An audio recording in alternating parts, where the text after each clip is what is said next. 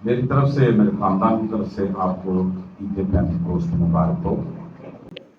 पेंतिकोस्ट हम अहद जदीद में पढ़ते हैं, पुराने अहदनामे में लफ्ज़ पेंतिकोस्ट नहीं है, लेकिन फ़िक्र की कोई ज़रूरत नहीं है। पेंतिकोस्ट यूनानी ज़ुबान का लफ्ज़ है। पुराने अहदनामे में हम इसको पढ़ते हैं, कैथोलिक तर्जमे में ईद खमसीन, और प्रोटेस्टेंट तर्जमे में हम इसको हफ्तों की ईद पढ़ते हैं। और यही ईद फसल काटने की ईद भी है, नई नज़र की कुर्बानी की ईद भी है। मुख्तलिफ नामों से तज़किरा किया गया है, मुख्तलिफ हवाला जात हैं, आप नोट कर सकते हैं। ये हफ्तों की ईद खरूज 34 बाब 22 आयत, इस्तिस्ना 16 बाब 9 से 12 आयत, फसल काटने की ईद खरूज 23 बाब और 16वीं आयत है। नई नज़र की कुर्बानी की ईद जो ईद फसा के 50वें दिन आती है, गिनती 28 बाब 26 आयत। मुख्तलिफ जगहों पर इसका तज़किरा किया गया है, मुख्तलिफ नाम हैं, लेकिन ईद एक ही है। इस ईद पर मैदे की 2 रोटियां खुदावंद के हुजूर हलाने की कुर्बानी के लिए दी जाती थी। इन दोनों रोटियों में खमीर डाला जाता था, और याद रखें कि खुदावंद के मज़बा पर जितनी भी कुर्बानियां चढ़ाई जाती थी उनमें खमीर नहीं था, बल्कि बाज़ जगह पर यह हुक्म है कि खमीर को अपने घर से भी दूर कर देना। लेकिन यह खास ईद है, इस ईद पर 2 ही रोटियां, और वो भी खमीर के साथ पेश करने की हिदायत की गई है,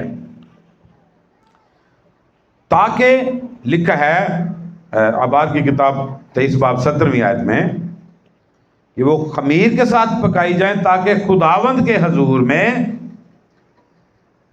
ये पहले फलों की ईद हो, और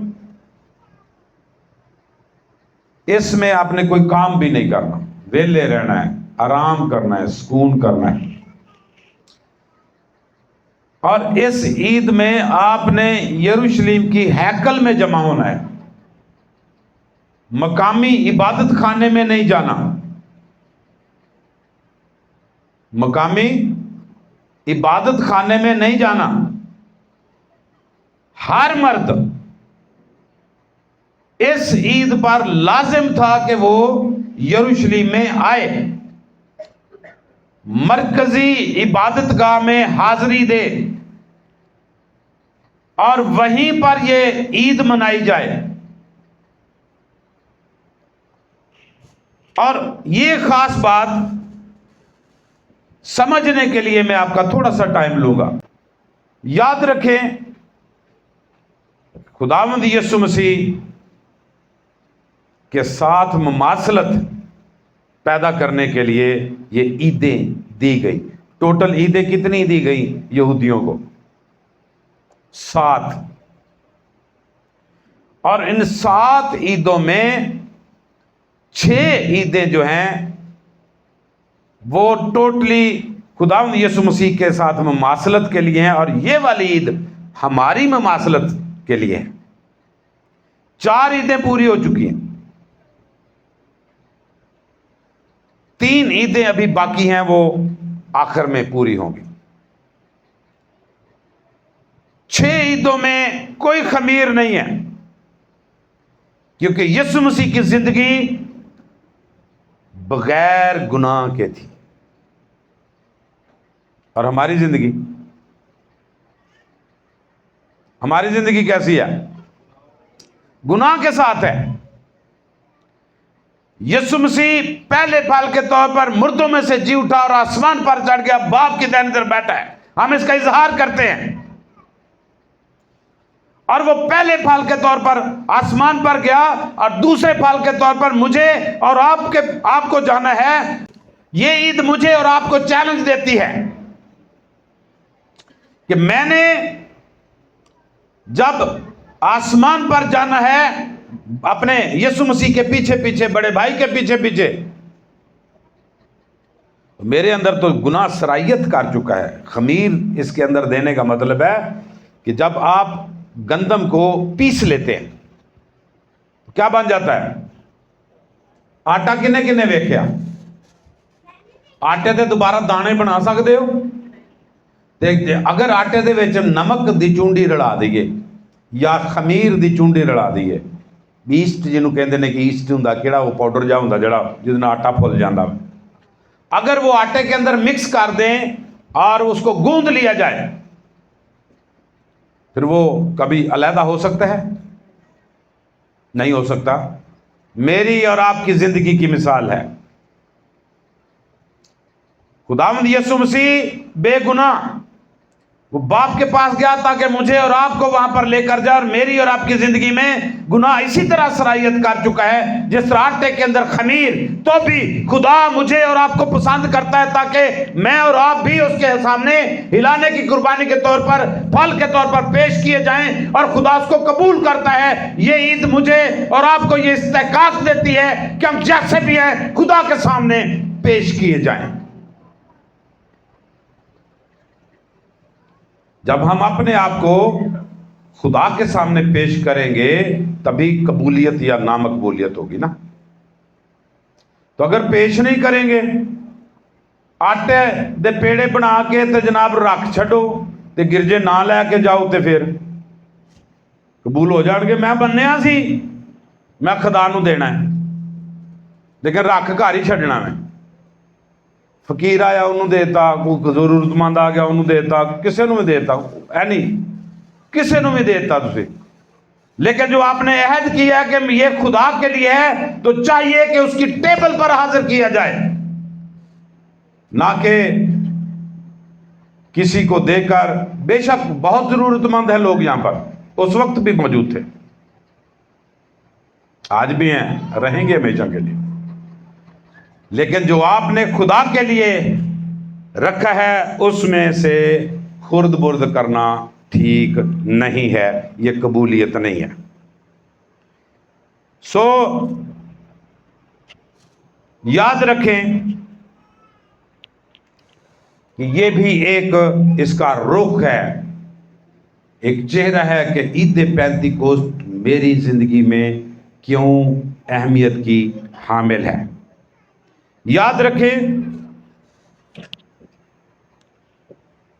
कि ये ईद क्यों मुकर्रर की गई, इसके बारे में भी थोड़ा बहुत हम एक रुख तो हमने देखा कि ये मेरी और आपकी तस्वीर है, यीशु मसीह की तस्वीर है कि हम खुदा के सामने किस तरह से पेश होते हैं।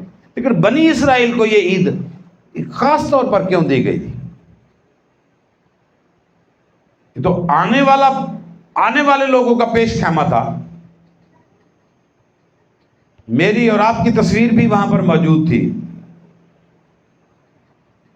और रिवायत यहां पर मैं कोट करूंगा, ये बाइबल में नहीं लिखा, ये बाइबल में नहीं लिखा, रिवायत कोट करूंगा कि रब्बियों की रिवायत है कि कदीम वक्तों में लोग जब बुत परस्ती करते थे और उन लोगों को अक्लमंद आदमी कहा जाता था, जो ईमान और भरोसे के साथ सियारों की इबादत करते थे, सियारों की परस्तिश करते थे, और उन्होंने सियारों को 7 में तकसीम किया हुआ था, और हफ्ते के हर दिन के लिए एक सियारा मुकर्रर था। कुछ कौमों ने सूरज को अपना देवता मुकर्रर किया हुआ था, और उसकी कई दूसरी कौमों ने चांद को। इस तरह मुख्तलिफ कौमों ने अपने देवताओं को मुंतखब किया और इनसे दुआ करते थे, और वो नहीं जानते थे कि सियारे निज़ामे कुदरत के कानून के मुताबिक हरकत करने के लिए और मौसमों की तब्दीली के लिए काम में आते हैं। चूंकि इन्हें खुदा कादिर मुतलक खुदा ने ही मुकर्रर किया है, कायम किया है, और वो अपनी मर्जी के मुताबिक कायनात के निज़ाम में तब्दीली पैदा कर सकता है, ये सिर्फ खुदा ही है। और इन कौमों की जहालत में बहुत सारे इस्राएली भी शामिल हो गए थे। याद रखें कि इस्राएली कितने साल गुलामी में रहे? 430 साल, 430 30 साल मिस्र के अंदर रहे और 430 साल के बाद वहां से जब आज़ाद हुए तो उन कौमों की बहुत सारी रिवायात और एतकादात, मज़हब, दीन और रसूमात लेकर वहां से निकले थे। 430 साल किसी जगह पर रहना और उनकी गुलामी करना कुछ छोटी सी बात नहीं है। हम तो मुंह से कह देते हैं 430 साल, नस्लें गुजर जाती हैं। 70 लोग गए थे वहां पर और 40 लाख वापस आए थे। 70 लोग गए थे, 40 लाख वापस आए थे, थोड़ा अरसा नहीं है। तो उनकी जहालत जब बनी इसराइल में भी शामिल हो गई तो खुदा ने इस तरतीब के साथ उनको सिखाया कि वो सीख जाएं कि खुदा ही कादिर मुतलक खुदा है और सब चीजों पर कादिर है और जो कुछ वो करता है वो बिल्कुल दुरुस्त और ठीक है। खुदा ने बहुत सारी ऐसी चीजें होने दी और की और हुक्म दिया जिनका इस अदद पर यानी 7 पर इन्हिसार था। 7 का अदद कामलियत का अदद है बाइबल मुकद्दस में, और यह साबित करने के लिए कि हफ्ते के 7 दिन जो हैं वो खुदा के हैं। 7वें दिन को खुदा ने सबत ठहराया, या ये आप अहबार 23 बाब में ये सारी तरतीब पढ़ेंगे। पूरा 23वां बाब जो है अगर आप पढ़ेंगे तो इसमें सारा कुछ आपको सब मिल जाएगा। 7वें दिन को क्या खुदा ने ठहराया? सबत ठहराया, शाबाश। और 7वें साल को आराम का साल, और फिर 7 सबतों के बाद या 49 सालों के बाद जो 50वां साल है, साल योबली, यानी उसमें भी 7 का अदद ठहराया, यानी कि 7 मरतबा 7 सालों के बाद जो साल आता है और उसको युबली का साल ठहराया। और खुदा ने फिर 7 दिन ईद फसा और 7 दिन ईद ख़याम के लिए मुकर्रर किए और 7 दिन तक यरीहो के चक्कर लगवाए। 7वें दिन 7 चक्कर लगवाए और फिर 7 काहिनों ने 7 नरसिंगे फूंके और यरीहो की दीवारें गिर गई। 7वें दिन 7 बार घूमे और 7 हफ्तों के बाद फसल काटने की ईद या फसल पकने के दौरान इसराइल मुकद्दस मजमा करते ताकि खुदा की तारीफ और तमजीद करें। खुदा ने इन सारे अमल को 7 में दिखाया कि ये 7 के 7 जो दिन हैं ये सारे खुदा के हैं। इसमें किसी फरिश्ते का कोई चक्कर नहीं है, किसी बुत का कोई चक्कर नहीं है, किसी देवता का कोई चक्कर नहीं है, किसी सियारे का कोई चक्कर नहीं है। सो खुदा ने इसको मुकर्रर किया। और याद रखें कि खुदा की तारीफ और तमजीद हम करते हैं जो हमें सब खतरों से बचाता है और वो सब कुछ तब्दील कर सकता है लेकिन खुद ला तब्दील है। सो बनी इसराइल पर जब इतलाक होता है इन बातों का तो हम फिर वापस मिस्र में जाएंगे।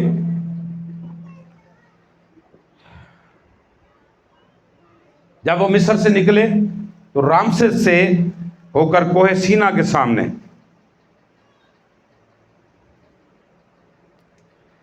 तीसरे महीने यानी सिवान की 3री तारीख को पहुंचे। गिनती 33वें बाब 23 आयत, खुरूज 19 बाब 1 आयत। लिखा है कि बनी इसराइल को जिस दिन मुल्क मिस्र से निकले 3 महीने हो गए, इस दिन वो सीना के बियाबान में आए। यहां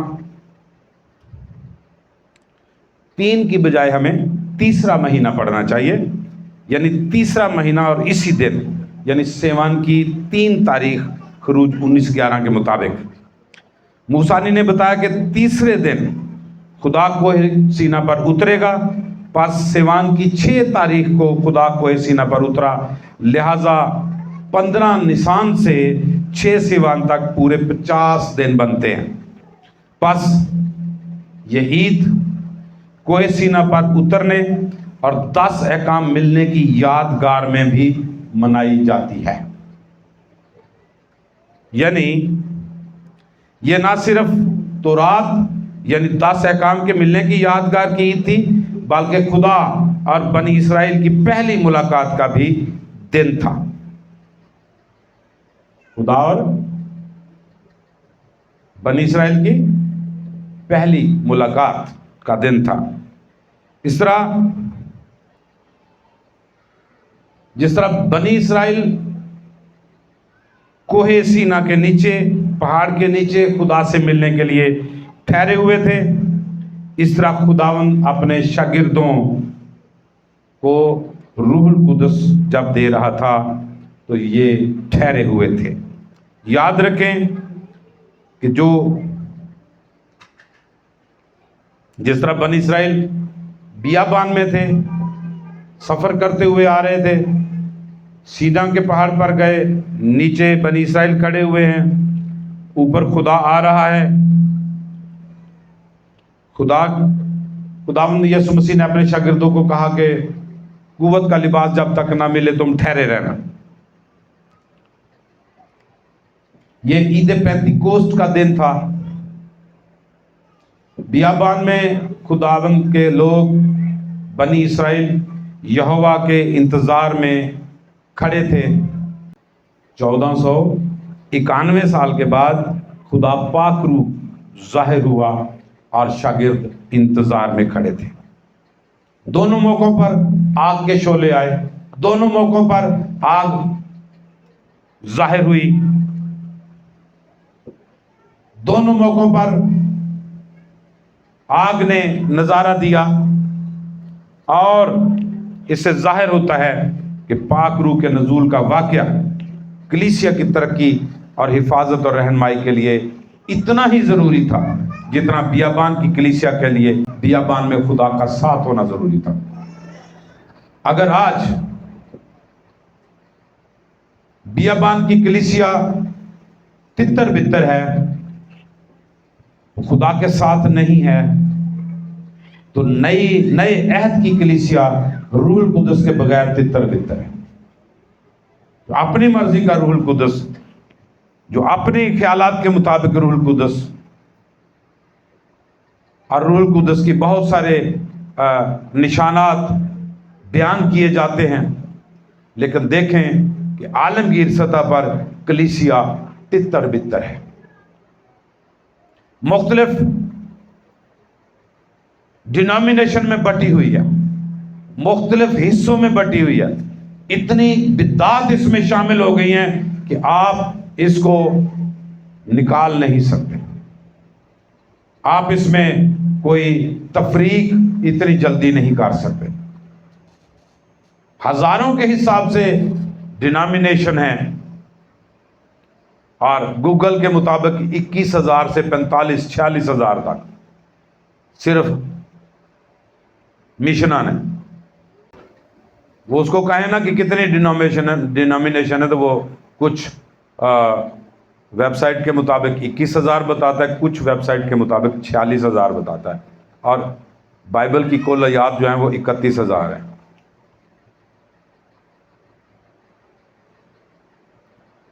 वजह क्या है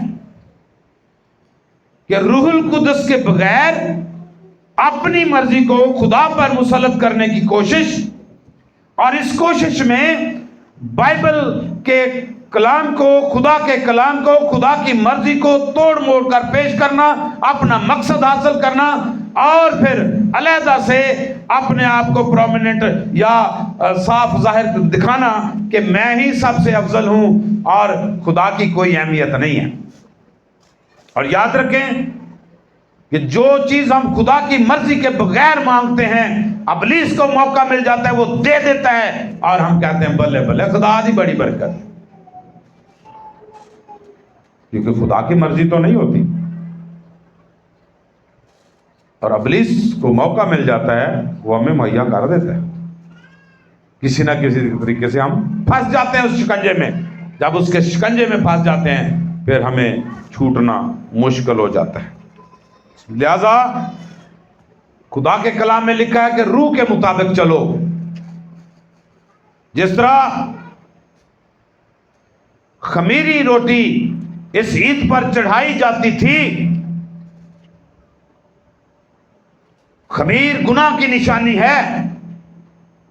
इस तरह मुझे और आपको भी अपने आप को खुदा के हुजूर में चढ़ाने की जरूरत है, पेश करने की जरूरत है। गो हम गुनाहगार हैं तो भी हम पहले फल के तौर पर अपने आप को खुदा के हुजूर में पेश करें, ताकि गुनाह से पाक हों और खुदा की मर्जी को इस जमीन पर पूरा करें और खुदा की बादशाही की वुसअत के लिए अपना किरदार अदा कर सकते।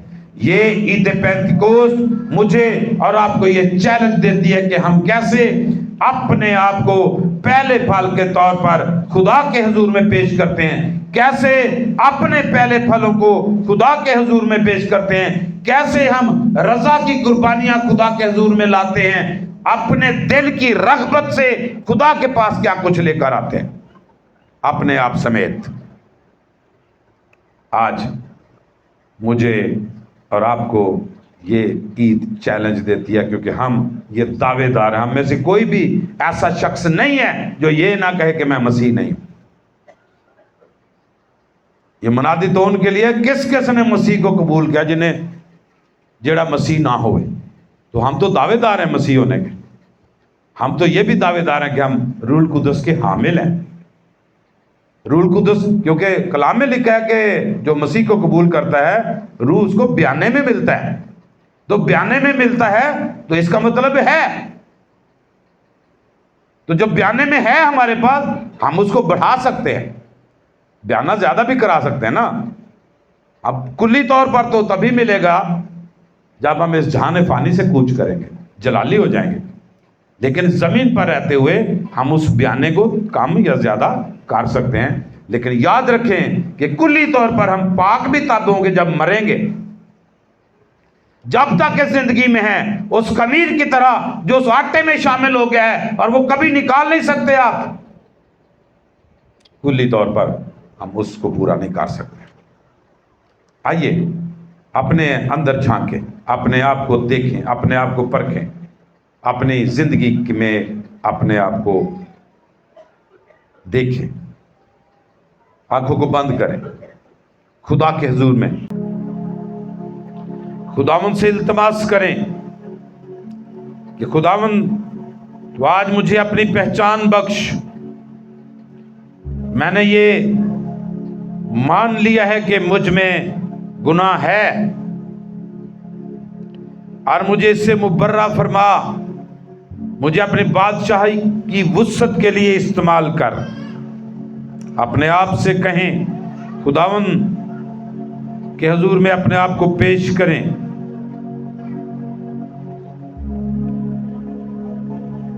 खुदावन रूहुल कुद्स से कहें, ऐ प्यारे रूहुल कुद्स, तू जो हमारा उस्ताद है, तू जो मेरा उस्ताद है, मुझे सिखा।